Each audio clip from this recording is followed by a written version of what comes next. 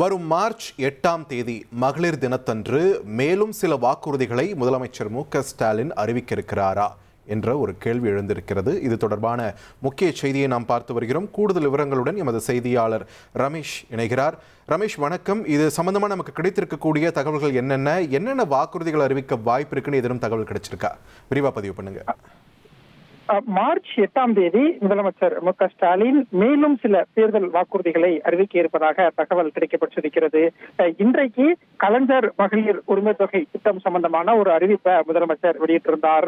முன்பணமாக 3000 ரூபாய், கோடைக்கால சிறப்பு தொகையாக 2000 ரூபாய் என 5000 ரூபாய் இன்றைக்கு வரவு வைக்கப்பட்டிருக்கக்கூடிய நிலையில மார்ச் 8ஆம் தேதி மேலும் சில வாக்குறுதிகள் திமுக சார்பில் வெளியாக இருக்கிறது.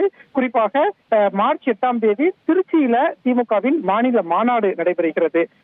கடந்த சட்டமன்ற தேர்தல் போதுமே மாநில மாநாட்டில் தான் முதலமைச்சர் முக்கியமான சில வாக்குறுதிகளை அறிவிச்சிருந்தார். அதன் அடிப்படையில தான் இந்த தேர்தலை முன்னிட்டும் மார்ச் 8ஆம் தேதி மகளிர் நலன் சார்ந்த சில வாக்குறுதிகள் உட்பட முக்கியமான வாக்குறுதிகளை முதலமைச்சர் அறிவிப்பார் என்று சொல்லப்பட்டிருக்கு. இந்த கலைஞர் மகளிர் உரிமை தொகையின் கூட இந்த வாக்குறுதி கூட மார்ச் முதல் வாரத்துல வெளியிட திட்டமிடப்பட்டிருந்த நிலையில இந்த இலவசங்களை கணக்கு காட்டி முடக்குவதற்கான சதி நடக்கிறது அப்படின்னு சொல்லி இந்த அறிவிப்பை நாங்க முன்னாடியே வெளியிடுறோம் அப்படின்னு முதலமைச்சர் சொல்லியிருந்தார்.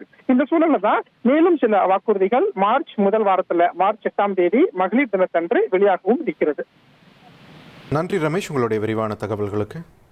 1,26,00,000 மனங்களை வென்ற தந்தை டிவி யூடியூப் சேனல். தவிர்க்க முடியாத தம்ப்நெயில்ஸ், கலக்கலான கான்டென்ட்ஸ். நீங்களும் இந்த குடும்பத்தில் இணைய இப்பவே சப்ஸ்கிரைப் பண்ணுங்க. அசுரபலம் கொண்ட எங்கள் டிஜிட்டல் கரங்களில் உங்கள் விளம்பரங்களை சேர்க்க வாட்ஸ்அப் பண்ணுங்க. 8939888838. Email advt@dttv.in.